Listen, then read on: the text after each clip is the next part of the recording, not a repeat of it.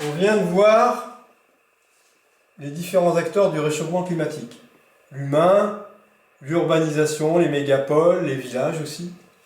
Moi, je me bats rien qu'au niveau de ma commune à Maubec pour éviter l'urbanisation du cœur des villages. Pourquoi? Parce que c'est exactement pareil qu'une mégapole avec son plan d'urbanisme. Un village, il va commencer à mettre des trottoirs de partout. Il va commencer à combler des micro-zones humides comme un fossé ou comme un ruisseau. Et ça a un impact sur l'écosystème, ça a un impact sur le réchauffement climatique.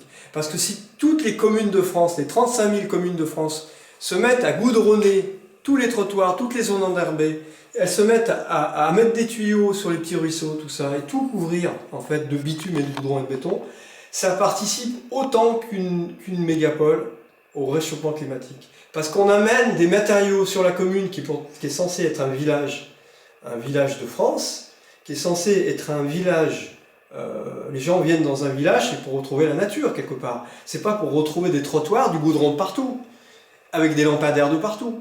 Il y a un vrai problème là. Le réchauffement climatique, il est lié aussi à l'urbanisation des cœurs du village.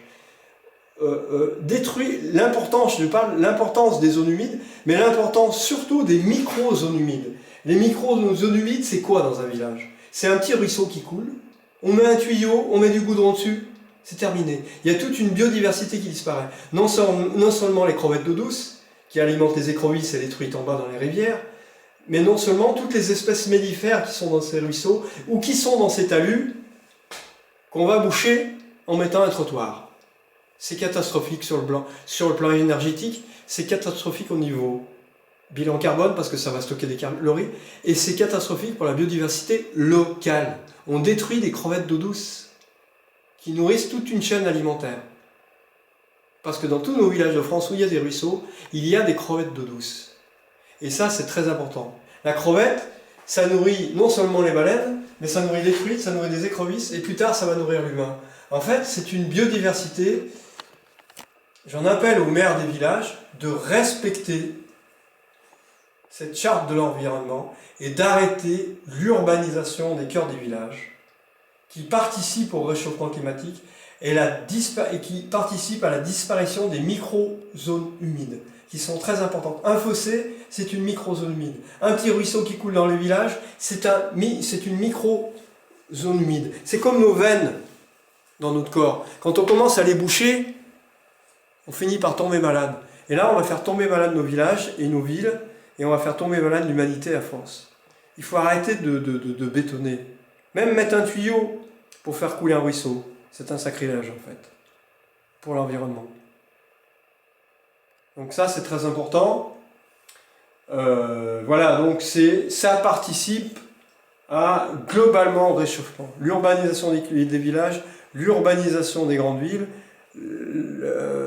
les mégapoles s'approprient les deltas, etc., qui sont des sources d'eau, des sources marécageuses.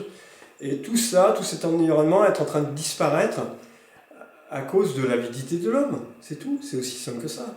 C'est de l'avidité. Hein. Ça continue, et on ne peut plus continuer comme ça parce qu'on voit des forêts dévastateurs, la planète se réchauffe. Voilà. Maintenant, ça c'est le présent. Là, je vous dépeins le présent tel qu'il est. Maintenant, on va faire un retour vers le passé. Comment on peut faire un retour vers le présent et comment on peut faire un retour vers le futur? Parce que c'est les trois dimensions du cosmos. C'est les trois moments, je dirais, d'une vie. Parce qu'on est tous faits de passé, de présent et de futur. Et dans le cosmos, c'est aussi les trois dimensions, passé, présent, futur. Évidemment qu'on doit les transcender.